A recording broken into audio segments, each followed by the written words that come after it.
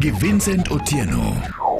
Komachielo Nyakoromogi en ni jakom mar riwruok makelo kanyakla jopur niang' e pacho ka Charles Atiang' Atiang' onyiso kembe marego niang' mondo mi oti machiegni gi jopur e kind jokanyo mamoko e sekta mar pur niang' kaka yo mar ting'o malo sekta no.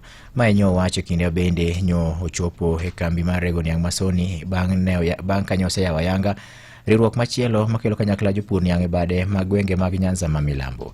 Jatelo no wacho ni bad riwruogno bende noyawo gwenge makono dhi konyo mokalo e loso weche mosebedo ka chando jopur kaka moting'o wach mar deko mag chudo. Jofwambo mar Wek County wa Migori Jojuma chiwo ler. Charles Atiang' Atiang' ma jakomno mar riwruok mar jopur niang' e Kenya mangima obendo ng'ere kaka Kenya Association of Sugarcane and Allied Product ma oriko ni wuoyo gigo mag awendo kama ne oyawo ayanga bad riwruogni ne wadne biro mar gigo mag awendo kata South Nyanza ok en mano mar piem kod rogo moko mag jopur niang' to en mano mar medo duol e keto rogo mag jopur niang'. Atiang' wacho ni ponti midhiero mathoth ma jopur koro pod kale e gwego mag South Nyanza kaachiel kod Kenya mangima ka gin kaka riwruok giero mondo koro gibed kamoro achiel kod jopur mar medo duol e kedo kod midhiero go.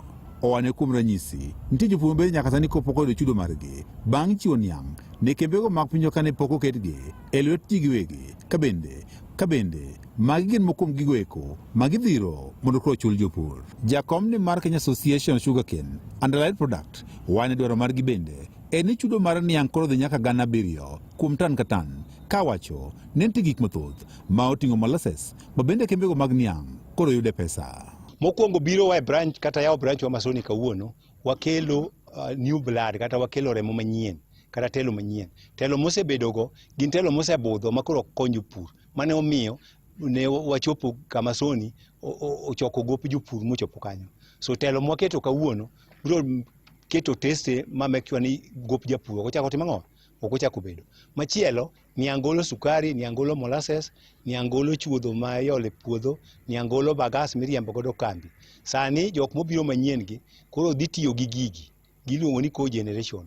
Tiende ni mano nyiso ni bech niang' ma wacho cha onego tim ang'o onego chop 7,000.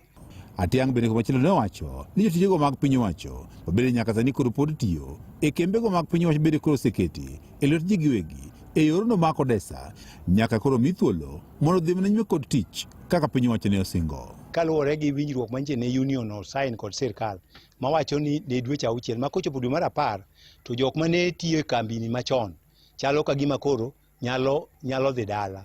Koro kwayowa mwawacho ok Soni kende kata Chemelil kuonde mamoko go be ni ka gichako tich manyien e new term to jogwe atamalo 70 mondo obed jotich ma aka kata gikaw joma aka nikech mane kigero Soni. To jotich mane nitie kochopo ni nyaka moko bed to wakwayo sirkal mondo omigi package margi kaka dhano mondo yud kako nyalo loko go ngimane. Riwruok ni ma jopur niang' bende komachielo koro kwa jopur niang' ni koro nen mariek e sama gibiro dhi yiero ng'at ma kodhi chung' e komno mar directorate e Sugar Board.